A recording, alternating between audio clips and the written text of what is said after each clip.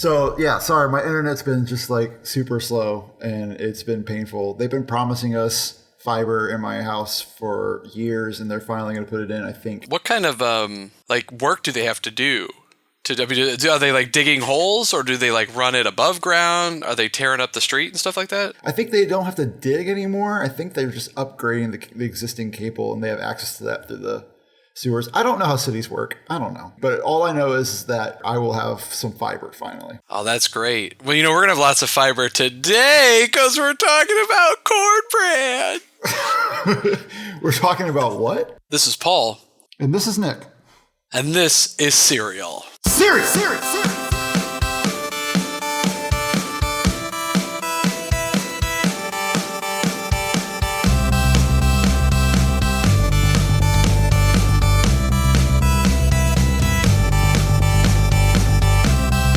We are talking about one of my favorite cereals. It's Quaker Corn Bran. It originally started Quaker Corn Bran, then was Crunchy Corn Bran, and now they call it Corn Bran Crunch. I have literally never heard of this before. What are you talking about? So this is a Quaker cereal. It came out in 1980, and it looks like little brown pillows. Oh, like Puffins? Like Puffins, exactly. So. Oh, why didn't you just say Puffins? Puffins. I know about Puffins. Because it's not Puffins. It's Quaker Crunchy Corn Bran. So it was released in 1980, and it's a lightly sweetened, toasted, high-fiber corn cereal. So it's all corn and oat-based. The whole big deal about this cereal was it was the first bran cereal to be made from something that wasn't wheat. Oh, so interesting. Bran was like a big deal in the 80s. And I kind of feel like, if you think about like 80s diets, like wasn't there a big thing about cottage cheese in the 80s? Yeah, There's like yeah. There's a big thing about like bran, because that's like when what is that one that looks like twigs? Is that all bran? Yeah. That is a product of the 80s, and I guess that's what people were stuck with, was like bran flakes, all bran. So this crunchy corn bran that came out was a very good, I guess, substitute for wheat bran. It's lightly sweetened. It's still made with real sugar. It doesn't have a lot of sugar in it. And I actually grew up eating this. Like I can remember vividly the yellow box, the Quaker on the top. It's a good cereal, Nick. A lot of websites seem to compare it to like a Captain Crunch type, but I mean, that is a very generous comparison. I guess it's like a healthier Captain Crunch or an adult Captain Crunch. But minus the crunch berries, which is what makes Captain Crunch like edible. Minus the sugar, minus the butter, all that stuff. Yeah. It's sort of like when you have to switch over from, white bread to 100% whole wheat natural bread, and you've never had it before. You're like, oh, it's kind of the same. It's just, this is bread, right? And you're like, no, I was eating Wonder Bread, and now I'm eating corrugated cardboard. The original mascot for Corn Bran was a scarecrow. See, this is their problem. What they needed to do is put a North Atlantic bird on there, and everything would have been much better. So there are videos online where you can see the old commercial, and it's like, it's so bad. Milk, bowl, cereal, scarecrow. Scarecrow? Hi, how about some new Quaker cornbread? I don't like It's like, it's sort of like the high school production of The Wizard of Oz type scarecrow.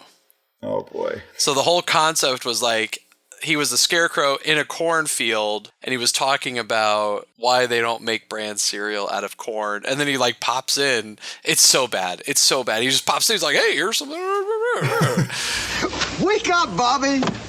Breakfast time. Scarecrow! With Quaker cornbread. I must be dreaming. Nope. Wait, so you're telling me that like there's a group of children, they're all talking about cereal, and then all of a sudden this frightening scarecrow just pops in and is just like, hey guys, you should eat some of my cereal. And then he rips his face off, and Batman's hallucinating. These children are just shrieking. Children of the Crunchy Corn Bran? Oh boy. No. We'll take that one out. Yeah, I don't like that one. Okay. No, so like the scarecrow pops in. The one I saw, the scarecrow pops in through a window, and he's like, And there's like a kid in bed. He like wakes him up with a little cereal on a tray. I wouldn't kid a kid. No kidding. Would I kid a kid? It's so terrible. It's great. Well, see, when you say that, I picture it being like the Kool-Aid Man, like just like busting through the window. Hey kids, you should eat the cereal. No, this kid sleeps with his window open, and he's like adjacent to a cornfield, and his that's on the bed's kid right then. under the window. Yeah, that's on the kid then. That's the kid's fault. It's like, dude, what do you expect? Scarecrow men are definitely going to crawl through that window. Definitely, you guys. They are definitely going to crawl through that window. You got to close and lock it if you're going to sleep by a cornfield. If you're going to sleep by a cornfield, you got to lock those windows. Or unless the cornfield scarecrow is going to try to shove cereal down your throat when you wake up. That's just going to happen. How does the Scarecrow get himself off of that pole that he's on? Well, obviously, scarecrow magic. Oh, God, I didn't even think of Scarecrow magic. I was thinking of like some kind of complex pulley and rope system. Scarecrow. Man, think about the person that first invented scarecrows. Insert McElroy joke here, because I was about to go on a thing that was actually part of another podcast. So I'm not going to talk about that. How often do you think about the word or the name Scarecrow? Not often. What does that do? It literally scares crows. Yeah, that was a really unoriginal marketing for a scarecrow. Just like, what does it do? Scares crows. What's that do? It's a toaster. It toasts things, so it's a toaster. It's like the same guy who named those things. The cereal, unfortunately, is not, even though it's like super healthy, high fiber, all that good stuff, it is not gluten-free. Yeah, it suffers from sort of the same predicament Cheerios used to deal with for a long time. So remember how Cheerios, like recently, they're just announcing that they're now gluten-free. And it's all sort of due to the storage and the manufacture of the cereal that it comes in contact with stuff. But before we pop over to the gluten-free counterpart, I was doing some reading, and there is an incredible comment about this cereal. So this guy's name is Napalm Zygote.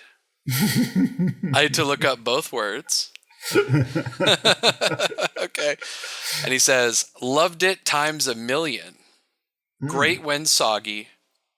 Just a fantastic culinary experience on a crisp autumn morning when all things seemed possible. All right. Decades before I was trapped in this horrible soul-sucking career. God, I loved you, Corn Bran. What? I love everything about this comment. One, that is not something you expect from a guy named Napalm Zygote. Two, it sounds like he got laid just like right before he had that cereal. Yes. Or he had that cereal. That was the day before Dad left the family on a cold winter morning. Decades before I was trapped in this horrible soul-sucking career. If only I had something to live for, and now I found it. The thing that I live for now is this slightly sweetened cardboard. I want to know what this guy does, that the memory of Crunchy Corn Bran is all that's keeping him hanging on. Like, that's all he's got. That's all he's got. Not the fact that he could eat it today. The fact that he remembers how good it was back in the day when all things were right. It's kind of like Requiem for a Dream. Like how great summer was. It summer was the first scene. Like how great summer is, and then it slowly starts going downhill. And they're like, "Oh man, can't we just go back to summer?" I was stealing my mom's high TV all the time and eating Crunchy Corn Bran. It was great. It was great times. Now I don't have an arm. We would sell mom's TV. She would just buy it right back, and we'd sell it again. It was the best job we ever had. And we eat all the Crunchy Corn Bran that we could have with it. I would like to see a Requiem for a Dream redone with Crunchy Corn Bran. That'd be great. Like a cereal-based Requiem for a Dream? Yeah. Oh my gosh, that'd be great. It could be Requiem for a Cream of Wheat. Oh, and then they inject the cream of wheat directly because it's liquid. They direct it. Never mind. It writes itself. It writes itself. I mean, people, come on. I got to watch another Jurassic Park movie, but we can't do a cereal movie? Come on. Adam Sandler literally did a movie about a remote control. It looks like they had recipes too, so you can you could use the Corn Bran to break up and make a crust with. Interesting. And then the comments were great about this. I loved Corn Bran cereal. Sometimes it would my stomach cramp up, but man, oh man, did it taste good. Look, people, there's a lot of high fiber, high brand cereals out there, and you guys are just going to have to get on board with the fact that it makes you go. Yeah. It made my stomach cramp up, but I'm going to keep eating it. But I love it. Because I feel clean. I feel clean right now. That's why. So if we're going to talk gluten-free Quaker Crunchy Corn Bran. Which, by the way, if I feel like the only reason why I've never heard of the cereal because I live in California, and if it's not gluten-free, then why bother? But it's been around, Nick. I ate it as a kid, and I'm like back around on eating it again. I'll be at the store, and I'm like, it's I want to say it's a top shelfer. It's like way up there. It's like front row at the movies height. Really? So you have to be looking for it. I mean, they're not. But this is not at eye level. They're not moving boxes of this stuff around, but it's pretty good. It's solid. That's the thing is like, those top shelf cereals. I mean, other than having the connotation of being top shelf, anything that's on the top shelf should come with a hat and a monocle. Exactly. Yes, Crunchy Corn Bran. Yeah. But man, like there's some top shelf cereals that I dig. Like Total's on the top shelf. Total Raisin Bran's great. Basic 4, awesome, and that's on the top shelf almost all the time. Post Honey O's is way up there. Yeah, sure is. Yeah, but then you get your other disgusting cereals are up there too. Like your All Brans are up there. Your Grape Nuts are up there. Everything that comes in the really short box. You ever notice that? That's true. It's like, do you guys make a 22-ounce All Bran? It's like, are you out of your mind, pal? No, that's death. You'd just be crapping internal organs into the toilet every time. Like that's too much fiber for everybody. When we talk about gluten-free Crunchy Corn Bran, we switch gears. We head over to Puffins, and now we're in Nick's neck of the woods over here. I love Puffins. Puffins are great. I like Puffins, plain Puffins, for the same reason that I like tofu and oatmeal, and that's because it's so plain and so kind of bland that it just takes on the flavor of anything else that you put around it. And you just put good stuff around it, and it's delicious. I mean, I'm all for it. Puffins, Crunchy Corn Bran, they're good. I mean, they have a slight flavor of their own, but you're right. It sort of like absorbs the non-vanilla milk that I drink. I don't like vanilla-flavored milk. Yeah, that's gross. Are you drinking plain soy milk? Yeah, unsweetened soy milk.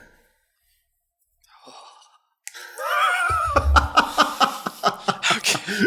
Well, I just want to say, the flavor you eat of cereal, it's original. I'm air quoting. Can't say plain, bro. That's got negative connotation. Oh, right. Yeah, it's original. It's classic. Puffin's Classic. It's Puffin's Classic. That's what it is. Jack Donaghy pioneered Puffin's Classic, actually. I think so. I think that's right. Do you notice that they don't call them plain M&Ms anymore either? They don't? They're called milk chocolate M&Ms. They're all milk chocolate M&Ms. Well, let's just get something straight here, M&Ms. Those are plain. Like, that's as plain as it gets, man. Yeah, they're plain. They don't have anything in them. Every other flavor has something inside of it. These are the ones that have nothing inside of it. They are plain. They have nothing in there. Yep, they're not called plain anymore. They're called milk chocolate, and they got rid of the diarrhea brown one. Oh, I did know that part. But they're all milk chocolate.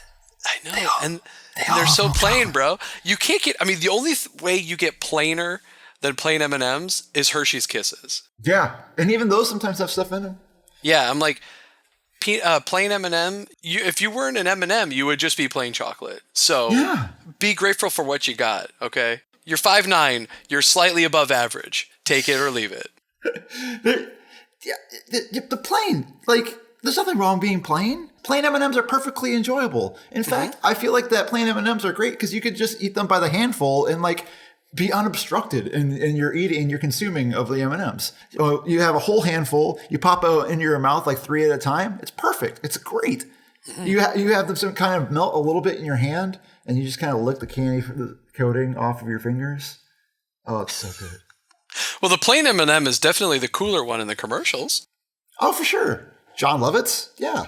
Oh, I guess he's not John Lovitz anymore, but yeah. Oh, yeah. It's Billy West, the voice of everything animated. Yeah, that's right. So we talk about Puffins. It's actually manufactured by a company called Barbara's. Oh, yeah. Yes. That's It was founded in 1971 by Barbara Jaffe. Oh, boy. Here comes the barbers, the lawyers. Barbara Jaffe in Northern California. It was originally a bakery, so she had started making like breads and things like that, and it sort of turned into cereals, and like everything else in this world, they were bought out by a larger company. In 1986, they were bought by Weetabix. That's a larger company? Do you know Weetabix? I do not. It's a British cereal company. And when I was living overseas, I had Weetabix. Dude. Okay, so imagine this. It is a very high wheat content cereal. And it's like in a oval-shaped biscuit. It looks like an uncrumbled granola bar. I'm sorry, like uncrumbled granola. So if you take like granola, but you never broke it. So it's like take the original huge shredded wheat concept, but it's coarse wheat. And you like put it in a bowl, and then you put milk and you smash it. I mean, talk about some serious afternoon cramps, dude. What? Why? That seems horrible. That seems like a horrible existence to have to go through. Weetabix has been around for like forever. We definitely need to have a conversation about that one. I think we'll both have to eat it though. And then in 3 days, we'll talk about it. Paul, I haven't stopped pooping. I haven't stopped pooping. We need like a 3-day weekend for work so we can... I'm not going to be able to come in, guys. No. I'm prepping for a Weetabix discussion. I'm doing a symposium on Weetabix, and I kind of can't leave. I don't want to leave my comfort area. No. Yeah, sorry, I can't come in today, guys. I'm pooping everywhere. I'm pooping everywhere, and I can't stop it. It won't stop. I don't even know where this poop is coming from. This is poop that I haven't pooped in like 20 years. This is poop that's been just like hanging out in the dark corners of my regions for years, and it's now coming out, and I can't stop it. So unless you want me to poop all over your desk, I have to stay home today. Thanks, Weetabix, for the day off. Weetabix, your new 3-day weekend. This episode of the podcast is brought to you by Weetabix. Weetabix, pooping everywhere, but you get that extra day off. I think it's safe to say that we hit our poop quota for the show. Yeah. Sorry if you tuned into the podcast and didn't think that we'd go blue. I think we went brown, actually. Oh, and the pun on top of it. Oh, boy. Okay. So when we talk about Puffins, Barbara's released Puffins in 1995. No, that's not that long ago. Yeah, that's pretty. Yeah, I mean, I feel like they're older, but I mean, I wasn't aware of Puffins really until I think I was more as an adult. It was either the Crunchy Corn Bran or the Weetabix. So they have a number of flavors. They're all non-GMO, which is pretty sweet. Oh, that's nice. That's what the kids are looking for. And none of them have high fructose corn syrup. They have original flavor, which we all agree is wonderful and delicious. They have a peanut butter flavor. I've had the peanut butter. It's very good. What's your scale of peanut butterness? It's not quite Captain Crunch, but it is more than, I would say, peanut butter Cheerios. That sounds like a peanut butter sweet spot right there. Yeah, it's pretty good. It's pretty close to the sweet spot. They've got cinnamon puffins. Also delicious. What type of cinnamocity are we talking? I mean, here's the thing. What are our cinnamon cereals? It's not like apple cinnamon Cheerios. It's not like Cinnamon Toast Crunch. It's but it does enough to at least flavor the milk cinnamon, which is pretty solid, I think. Is it like a texture? So it's got like a powder on it, sort of like your Cinnamon Toast Crunch, or is it more like your Cinnamon Life, where it's kind of like baked into the cereal, so you can't really see or feel the texture? So is it like part of baked in flavor? Yeah, it's baked in. It's not like, it doesn't have the cinnamon swirls in it. It's not like Wendell the baker made it or anything. It's definitely baked in. But yeah, it's still. Get out of here, you stupid bird. That's what Wendell says. He's an angry little man. He is a very angry little man. He should not be around the kids as much as he is. I think that's why they've sort of pushed him into the back. It's sort of like when the Like the owner of the law firm starts getting too old, and he's just like telling off clients. They're like, "Oh, well, we can't do anything about it. Let's tuck him into the basement, maybe, and we'll move his whole office to like another floor." And it was like, "No, you've always been on 13." That's Wendell. Wendell's like, "This doesn't look like the Cinnamon Toast Crunch Bakery." They have a multigrain Puffins. I've not had that. And that's a gluten-free variety. They have peanut butter and chocolate Puffins. Oh, a little bit of Reese's up in there. I like that. Have you had that one? I've not had that one, but that sounds great. They make a honey rice. I had no idea there's this many kinds of puffins. Honey rice? Yeah, their bench is pretty deep for a sort of, somewhat of an independent-y type brand. And they're like, I mean, they've got a bunch of different cereals, but Puffins is definitely, I think, like one of their more mainstream ones. They've got quite a selection. The honey rice is gluten-free. Now, what's interesting is when I look at all of these, it's sort of like it's. I want to say they're doing like a earthy, crunchy Malt-O-Meal kind of play. Their original is Crunchy Corn Bran. Peanut butter's kind of like a peanut butter crunch. Cinnamon's kind of like a Life/Cinnamon Chex. Multigrain is kind of like a Cheerio. Peanut butter chocolate is Reese's Puffs. Honey rice is like a Honey Nut Chex. These guys know what they're doing, but they're being a lot. It's like Malt-O-Meal's like the desperate guy at the bar. Puffins is just playing it cool. Yeah, they're just playing it cool, man. They're just kind of chilling. They're like, you know what? If you're ready to come for a healthy, delicious snack that kind of tastes like the other cereals, you'll come see me. I'm not gonna beg. I'm not gonna beg. I'm not gonna do gimmicks. I'm not gonna put myself in a bag and give you 3 times more than you could possibly eat before the expiration date. I'm up here. I'm the same size, but guess what? I cost a little more. I'm owned by a British company. What are you going to do about it? Why don't you try that cereal in a bag down there, see what you think about that. And then when you're disgusted by it after a while, you come see me. And then lastly, this is just genius. Pumpkin Puffins, dude. Yeah. They know what they're doing. They definitely know their market. I feel like we've talked about this, whether it's on the show or not, a number of times. I feel like cereal is missing the boat on the pumpkin and the pumpkin spice bandwagon. I mean, a week before Halloween, you're going to start seeing your Christmas cereals showing up in the grocery store. I remember I bought Christmas Crunch like right after Halloween. Yeah. And the guy's like, "We got the Christmas cereal out already?" And I'm like, "Heck yeah, it tastes different, man." And the only thing I've seen pumpkin spice related outside of these pumpkin puffins is on Cinnamon Chex. During the fall season, they will put a pumpkin spice seasoning packet for you to make pumpkin spice Chex Mix. That sounds suspicious. That's so weird that that you can put the seasoning on there, but they don't actually put it into the mixture, into the process. Yeah, it's like, that's it, guys? I mean, Chex, you have so many varieties. Cheerios, you have so many varieties. You can't figure out how to put it through like that. Cheerios, I could see it. They run it through like that Krispy Kreme icing machine, and it's just got a pumpkin spice bath. Come on, just coat it with a pumpkin spice orange dye. It's over with. You make a limited edition boxes, and you're good to go.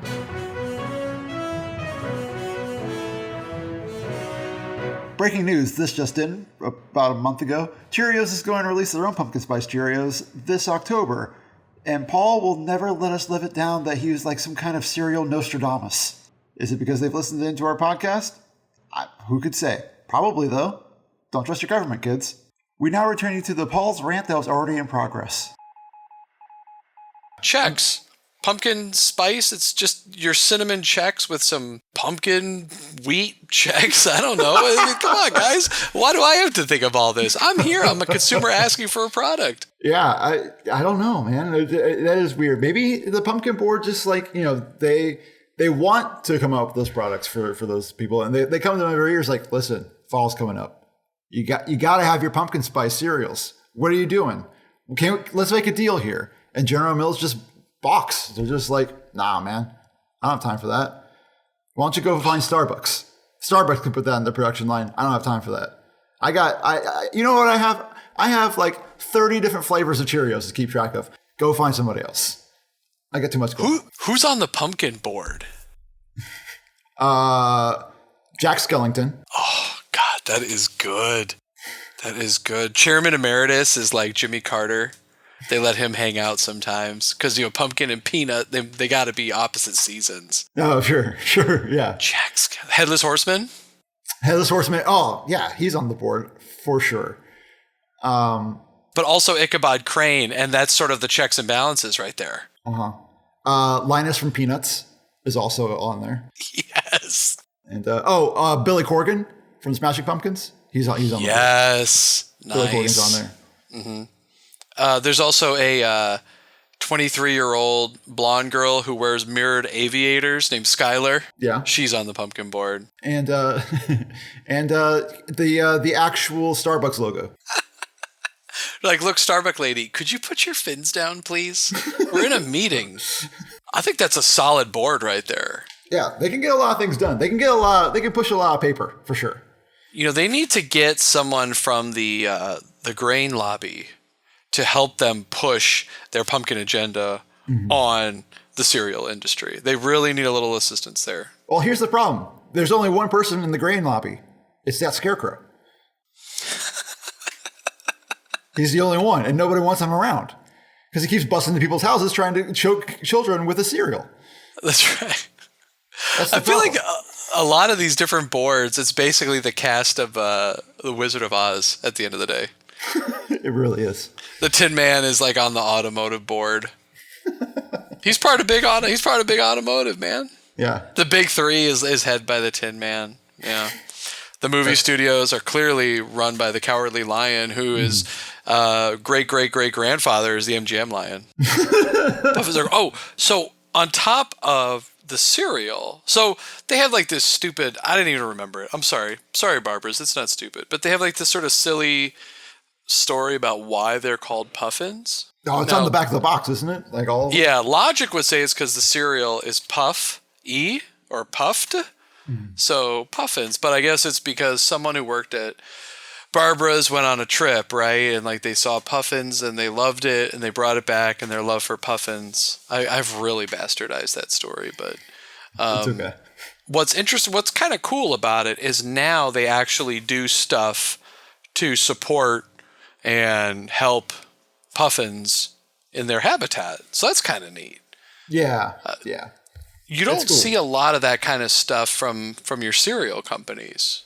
No, not really. And it's great that, that's kind of the mission of that entire line is that they help the Puffin sanctuaries and stuff like that, which is great. And, it's if you're deciding between cereals, if you're deciding between, Crunchy Corn Bran or whatever it's called, and Puffins, and then one of them, you buy one and they pour money into helping animals, you pick the Puffins. I mean, that's a pretty broad stroke right there, but I mean, Quaker Oats is no General Mills. I mean, I think they need the money just as bad as anybody else. But it does bring up a good point that there are, these niche brands that sort of have these cool little things that they do on the side. So it's not only do they produce a product that's good for you, or it's kind of got those specialty ingredients that you're looking for, or caters to a certain type of audience, but they add that extra layer of support for causes. And I think that stuff is kind of neat because people want to be a part of it, but you just don't have the time in your life to do anything. That's right. How I feel. It's like, I'm all about, supporting, animals and stuff like that, but I just do not have the time to go to the Humane Society and volunteer for 12 hours. But if I can buy this cereal and they give, 0.111/10%, I'm down. Yeah, I mean, it's actually the very, very least that you can do. It's the least amount that you can do for anybody. But that's what I'm all about. The least. You're voting with your dollars. That's all, and that's the American way. The people have spoken, and the puffin is the bird they love. No. Have you seen puffins before? Like puffin birds? Yeah, I've seen them at like a zoo or something. Sure. Yeah, I've not seen them in the wild. You haven't been to the North Atlantic? I have not been to the North Atlantic, no. South Atlantic? I'm not quite sure where they live. North Atlantic. Both the North Atlantic and the North Pacific. I like their beaks. Yeah, they're really cool. That information's also in the box. I don't just have that recall. But That's also in the box. Not only is Nick a 35-year-old man who watches Pretty Little Liars, but he's also a bird guy. I'm also a puffin fanatic. I am super into tiny birds with toucan beaks. I really love that. I like to go out to the bars at night. I'm at my rooftop bar with my parrot on my shoulder. Hey, what was that hipster place you took me to when we were there? Oh, which one? I took you to so many. It was like really, so there was a line and it was like really dark and it looked kind of steampunky and you and I were the oldest people there. Anyway, it would be awesome if you brought your bird to that place. That was the whole point of my question. Yeah, it would have been cool if I would have brought my bird gag there. Let's give it a name. Let's call it Stewards. Stewards. You should take your macaw over to Stewards, and you're that guy in like a wingback chair with the bird on your shoulder. Yeah. You're like, hey, nice bird. And you're like, I rescued this bird. Can you, what if people started getting an attitude about their birds like they did about their dogs? This is a rescue bird, This is a rescue bird. I rescued this bird by paying for, this cost me 16 box tops from Puffins. And I saved this bird. This bird is my bird. So what was wrong with the bird? It was hurt. It was hurt and I saved it. What was it hurt by? It was trapped. Why didn't it just fly away? It's a bird. This bird chose me. It landed on my shoulder one day. You don't know anything about Puffins. You don't know anything about my bird, sir.